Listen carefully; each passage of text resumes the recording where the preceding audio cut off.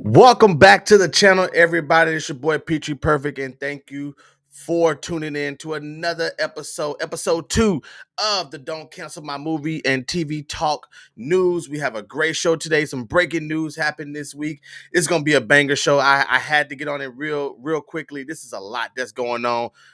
The Marvel Universe is under attack, it seems like. All of us fans, now we're going to have to wait even longer for the much anticipated Avengers Doomsday movie. This is crazy news, but today I'm going to break it all down to you. Why did they delay it? What's going on? What is the plans? I'm going to talk about that. Also, we have Michael Jackson's biopic has also been delayed as well. So we're going to talk about that on this episode as well. And then at the end, I do have the conversation that I brought up in episode 1, binge watching versus weekly watching. Which one do you prefer? I'm here to break it down. We're going to talk about it. But before we get to any of that, make sure you like and subscribe to the channel so that you won't miss any videos that is uploaded. This is something new still. I'm still trying it out, having a lot of fun with it. Love talking movie, love talking TV shows. And this right here gives me an avenue and a platform to talk about things that I love. So don't forget to like and subscribe to the channel. Our weekly shows with me and VINOFLIGHT. We go live every Tuesday. We return in June. Every Tuesday, we talk about all the latest pop culture news, sports, entertainment, everything that's going on. Funny show. That's what the channel was built on, but we're just trying to give you more things to come to this channel to get. So with that being said, let's get into it.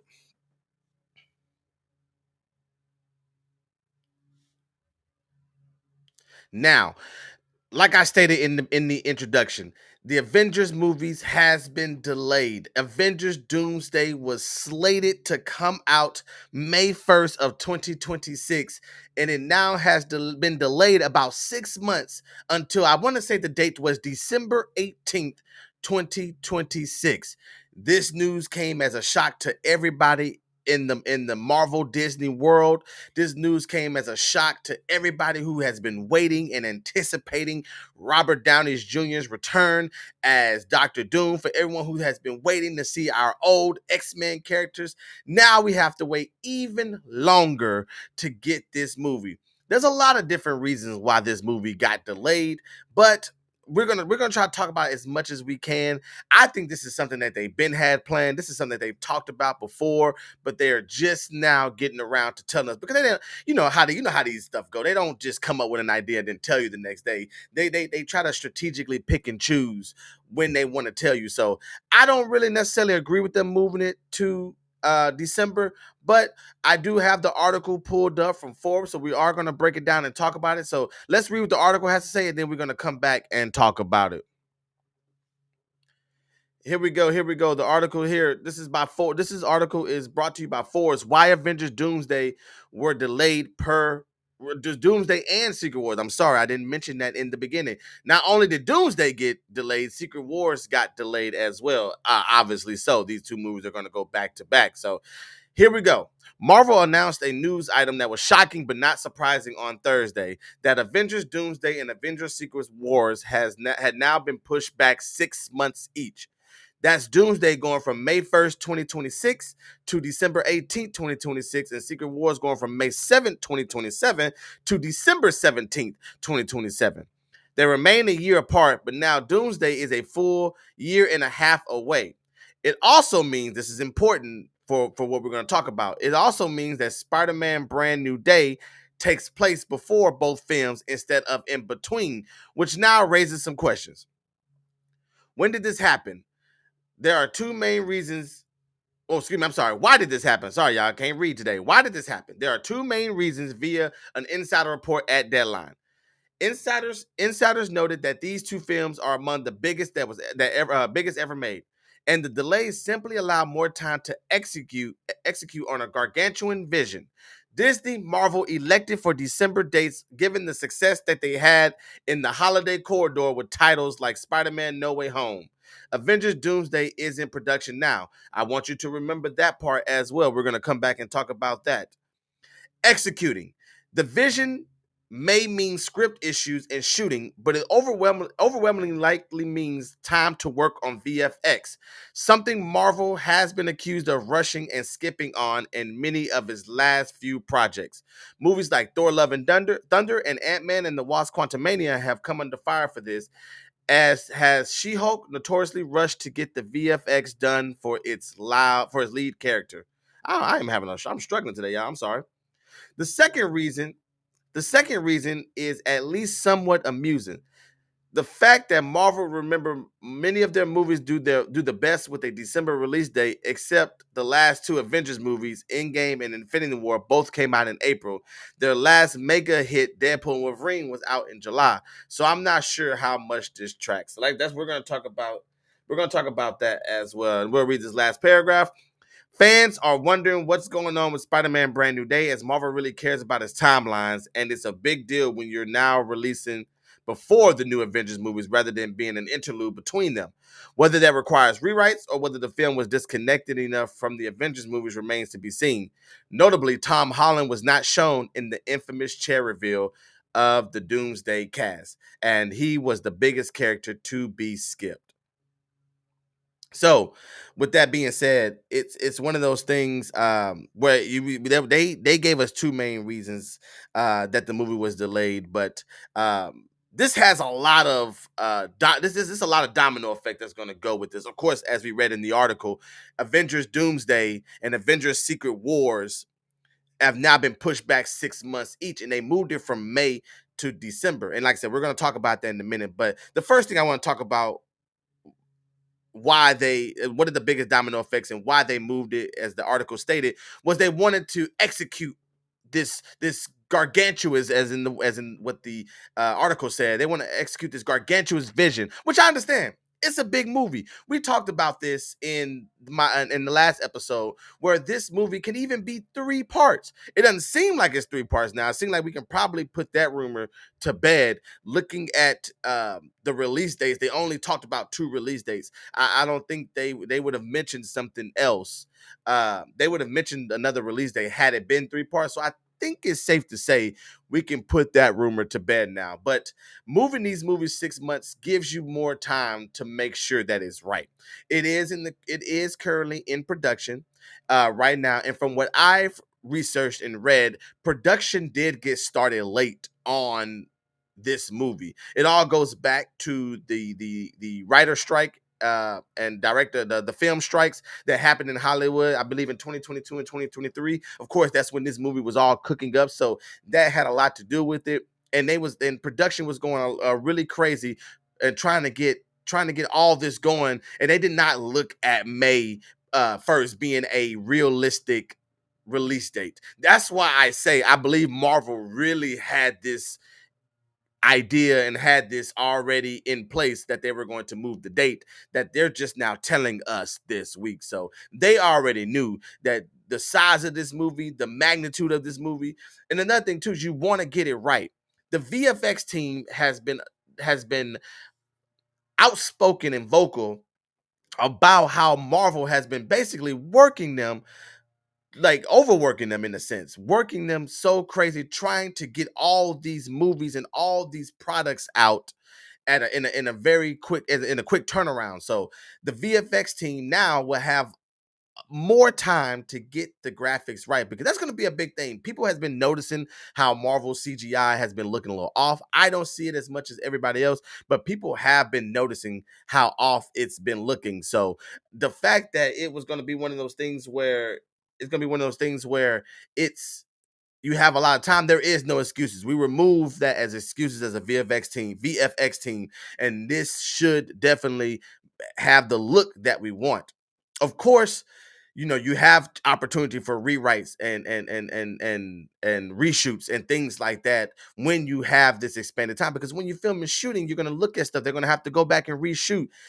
Of course, moving it is a good thing. It's just that us as fans, we are greedy and we really just want to get ready to get to this Avenger movies, Doomsday and Secret Wars. They're going to be the two biggest movies in the history of Marvel. But and another thing is that we also will go. I want to say now it would be, because see,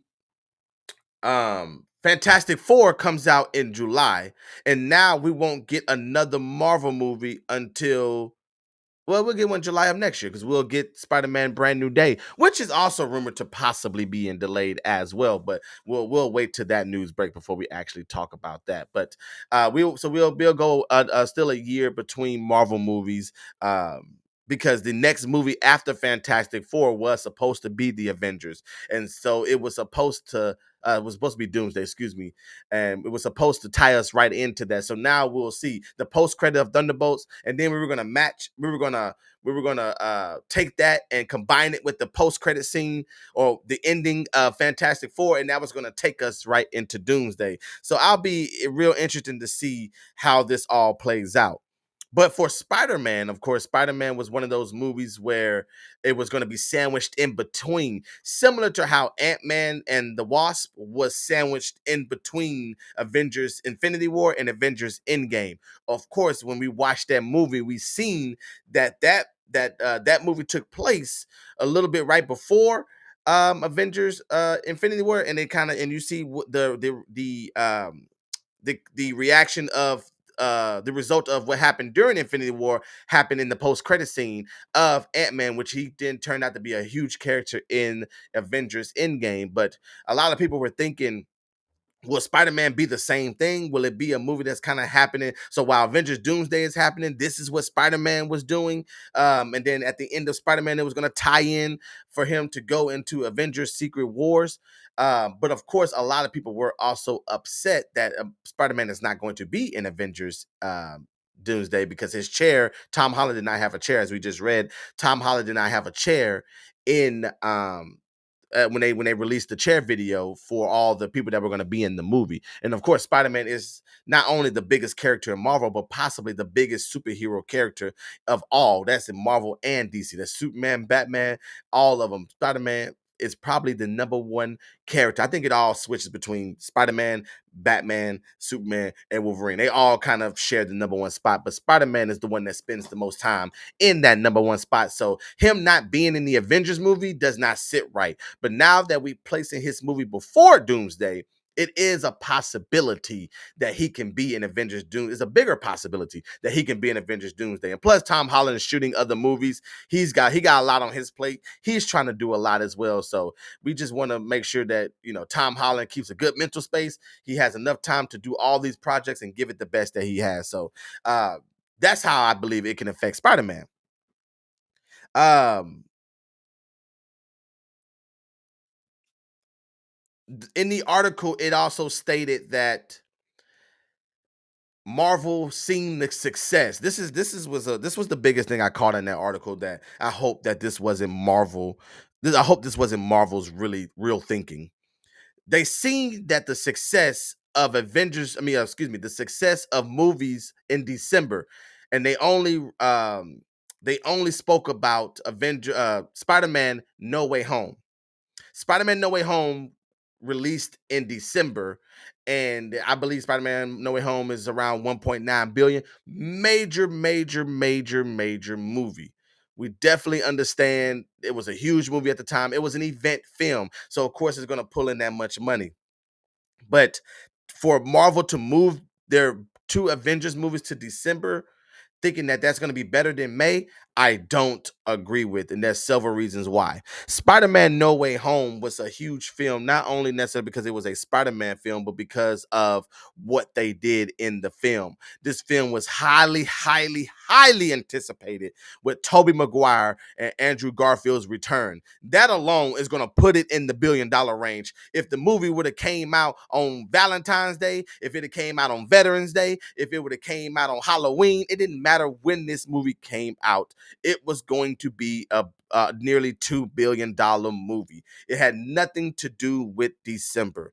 I don't know why Marvel wanted to move away. Marvel is known for that first weekend in May. They now normally start the summer off with the big blockbuster movies. So I hope that that's not why I see that's why they picked December.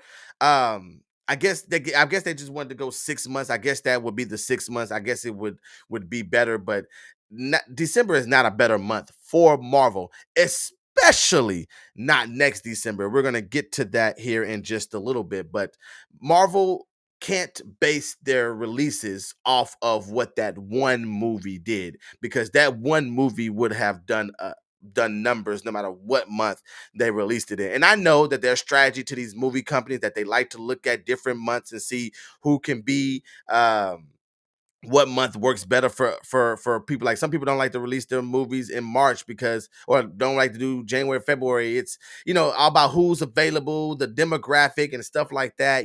It's all, that's why they like to, like, black folks movies like to come out in February because it's Black History Month. Hence Captain America on my shirt. I did find it I'm not surprised that they released that movie in February. Also, Black Panther came out in February. So they strategically try to place these movies in a time where they feel like they'll capitalize off of it the most. And to me, this movie, as big as Avengers, Doomsday, and Secret Wars is, you're not going to have to worry about it. You had no competition. The only competition Marvel would have had in May, when Avengers Doomsday came out, is Grand Theft Auto 6, what comes out later in the month. That would have been their only competition. But now things have changed. With Marvel's with Avengers Doomsday coming out on December 18th, 2026, it has now had the month of December of 2026 is now shaping up to be the biggest movie month in the history of Hollywood. In the history of Hollywood. Now, Avengers comes out December 18th. On that same day, Dune Messiah, which is another highly anticipated film, is also releasing on the same day. If you ask me, I think Dune is going to move off that date. I don't think they're going to be able to compete with Marvel in an event film like this. So if the studio knows what's best for them, I think they would probably try to move their date. If they move off of December, the next big month, I think, for big time movies would be March. I think Dune can afford a 3-month delay or 4-month delay from December to March. I think that would be the best option, because this is already going to be a jam-packed month.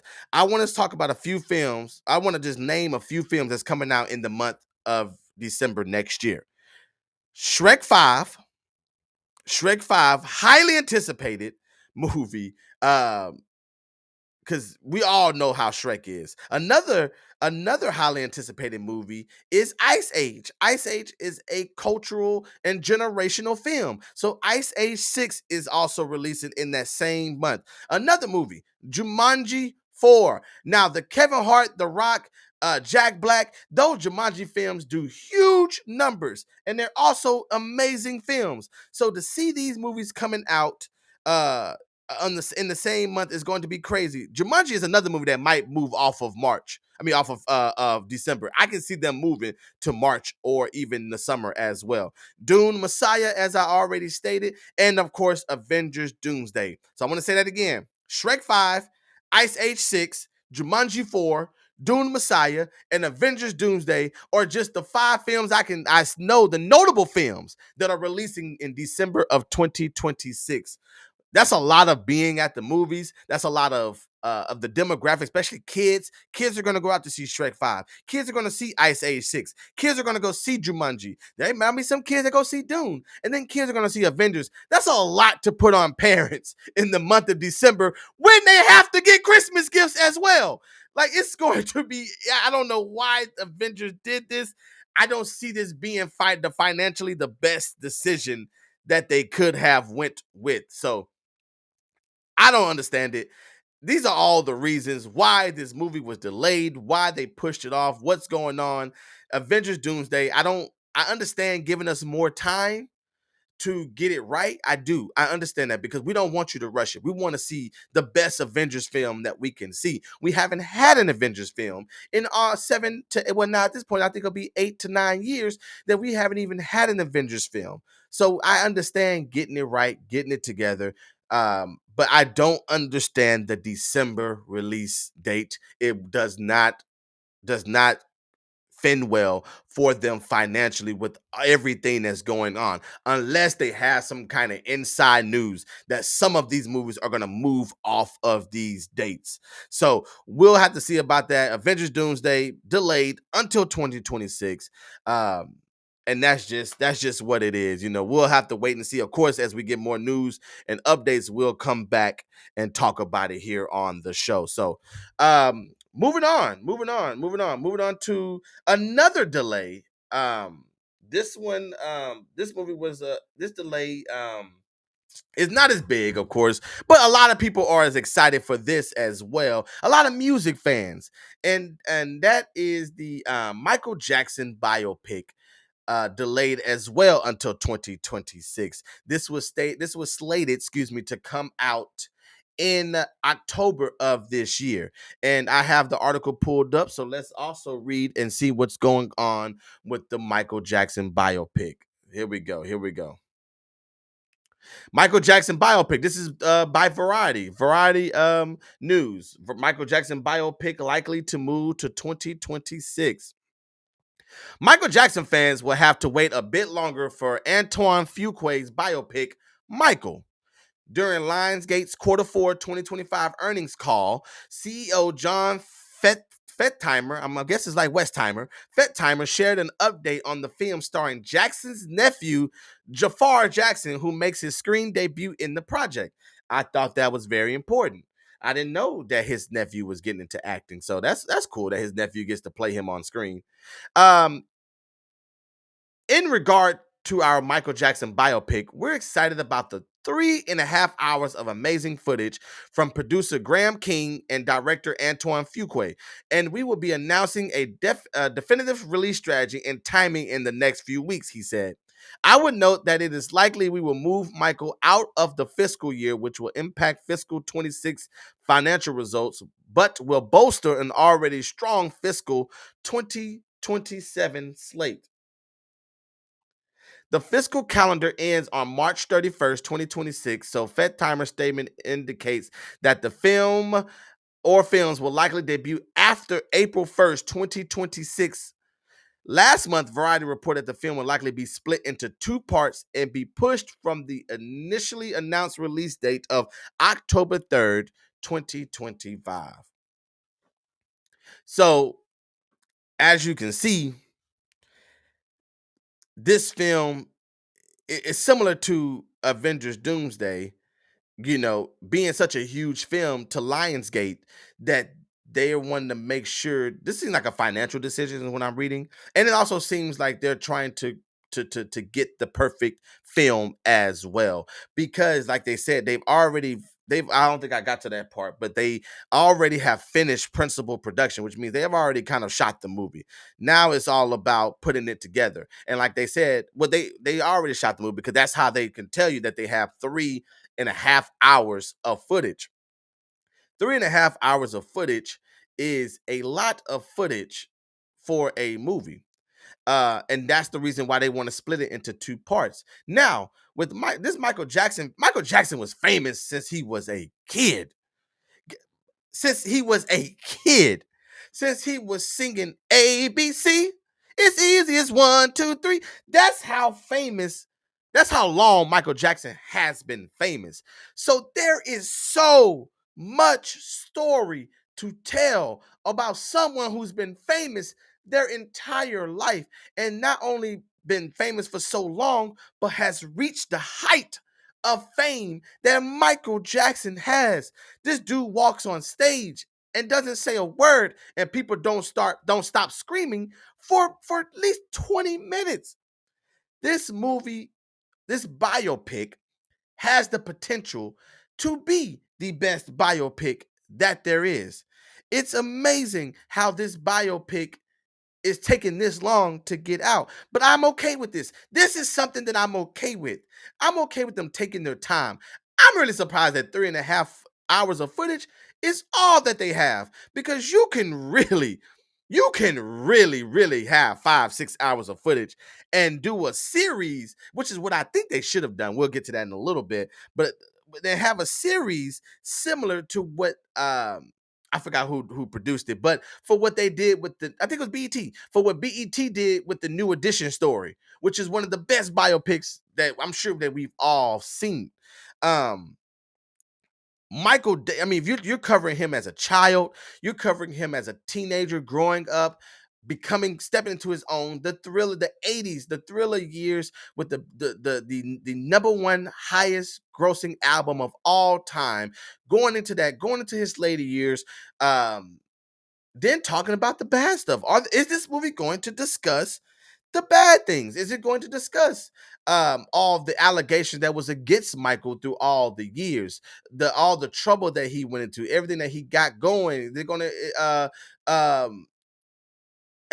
Michael Jackson had such an interesting life. He really did. He had such an interesting life, and people that has met him has always said how interesting he is. So his movie has the potential to be one of the best movies, best biopics of all time. I do pose this question to you in the comments. Who do you think had the best biopic of all time? The New Edition story, the Ray Charles, Tina Turner. Um, who do you think? So Muhammad Ali, who do you think had the best biopic of all time? It don't have to be music. It can be sports. It can be an actor. It could be whoever has a biopic. Whitney Houston. I think they're working on a Whitney Houston biopic as well. One that's way better than what the one Lifetime put together.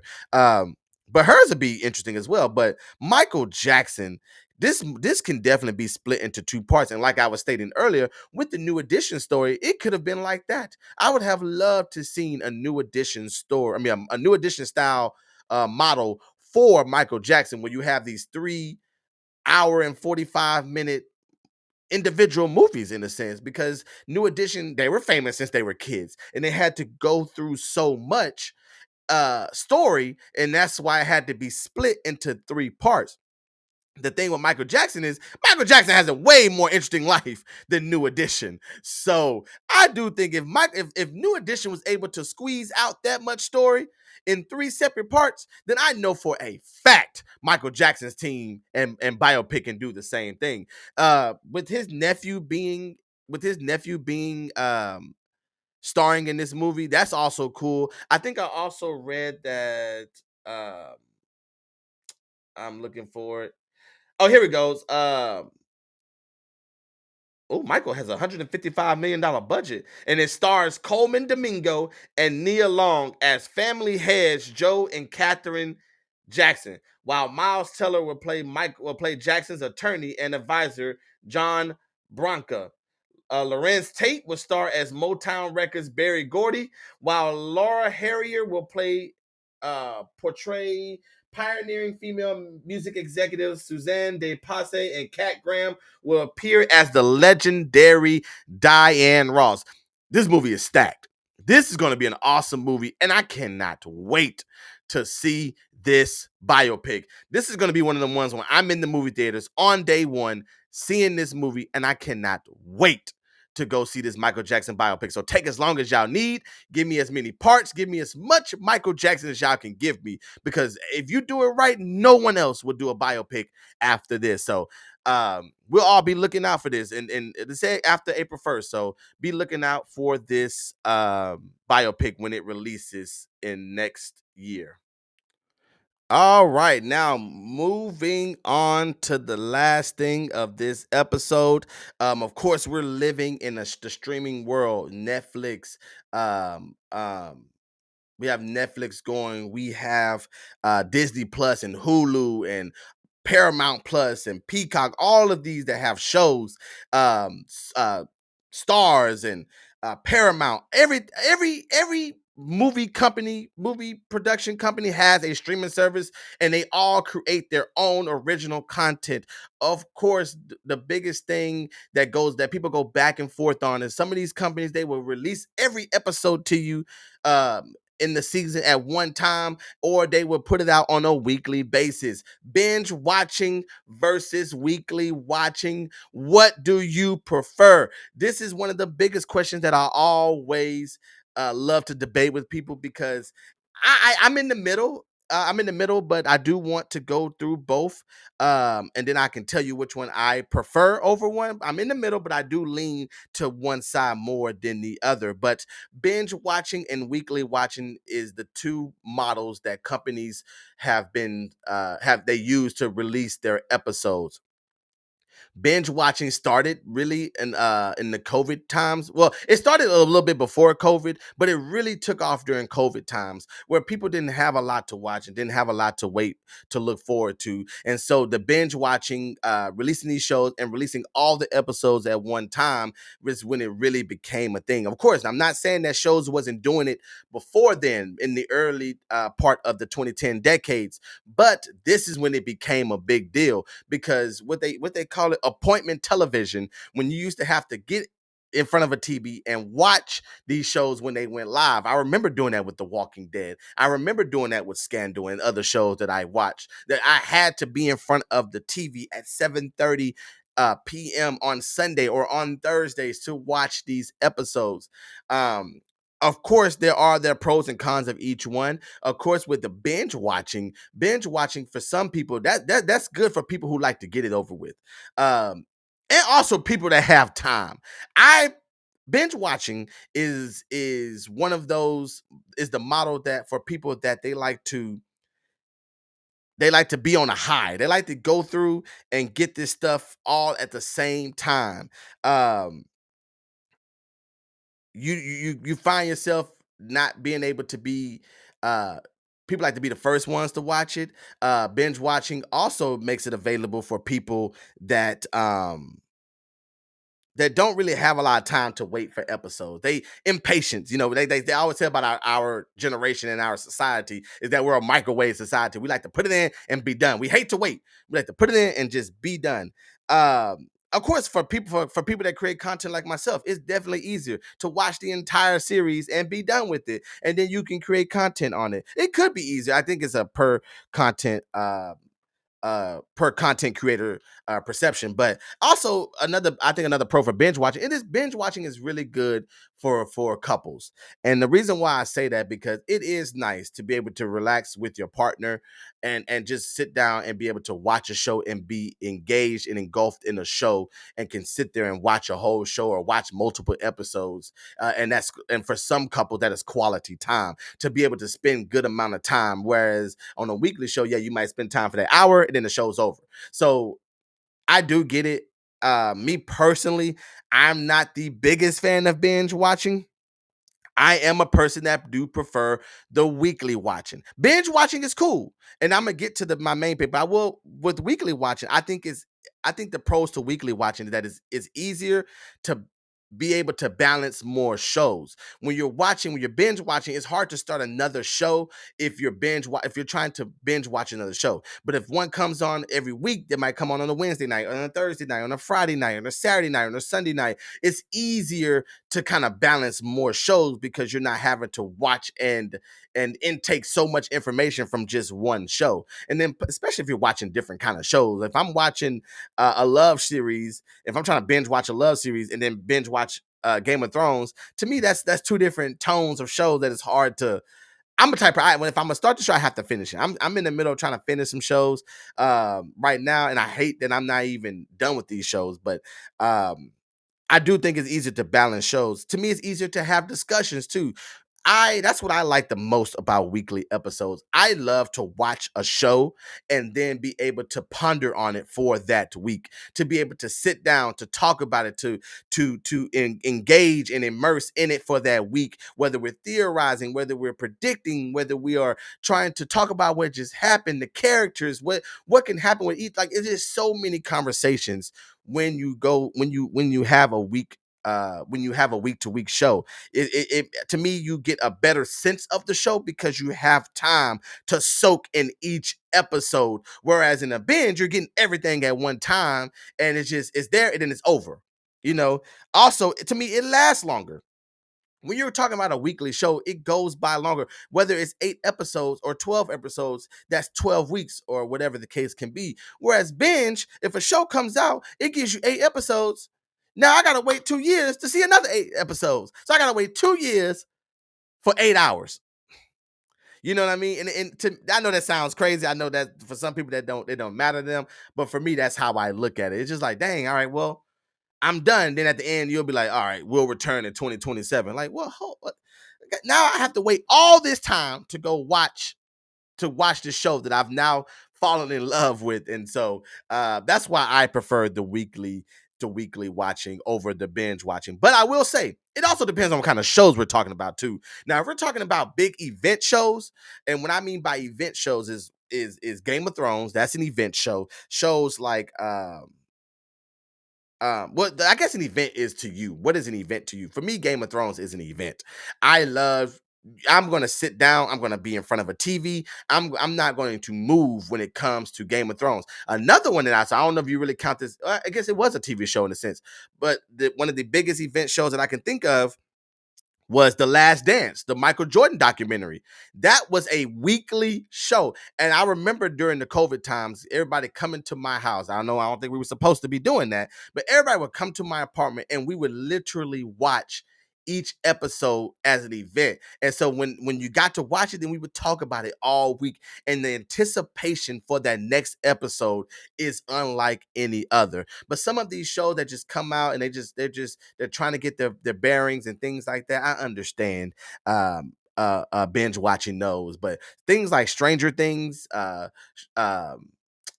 Stranger Things is another event show. Like I think that that Stranger Things have moved into a binge, but I think Stranger Things should be a weekly show because it's that good of a show. When I think of, for me, an event show is like From is a show that's on MGM Plus. If you have not seen From, you need to watch it. Now that I'm created this platform, I will be doing episode videos on From. From is one of the best shows I've ever seen on television. Amazing show, but that show has a lot of it makes you have a lot of theories. So that's what I love. I love to meet with my From family, and then we just discuss every week what could be happening. Where is the show going? That show you need a week to ponder on. You go through life. Life is moving. You don't even realize that you're now back at Sunday again, and here comes another episode of your favorite show. So let me know in the comments what you think. What is your preferred style? Do you prefer binge watching? Do you prefer weekly watching? There is no wrong answer, but I just want to know what you all think in the comments below. And I thank you all for tuning in for another episode. I hope you enjoyed this episode.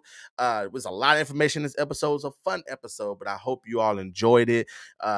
Again, make sure you don't forget to like and subscribe to the channel, to that way you don't forget and miss any video. Support the shorts, support the videos, support the channel, as we are still working to get YouTube partner. We're at the end, and this is where it's gotten the hardest. So we just want to keep going. The content is flowing. Hope you all are enjoying this. Don't forget to go and like all of VINOFLIGHT's basketball content, as well as he's doing big things on the channel. But until next time, this is your boy Petry Perfect, and don't cancel my movie or TV talk news. And I'll see y'all next time. Peace.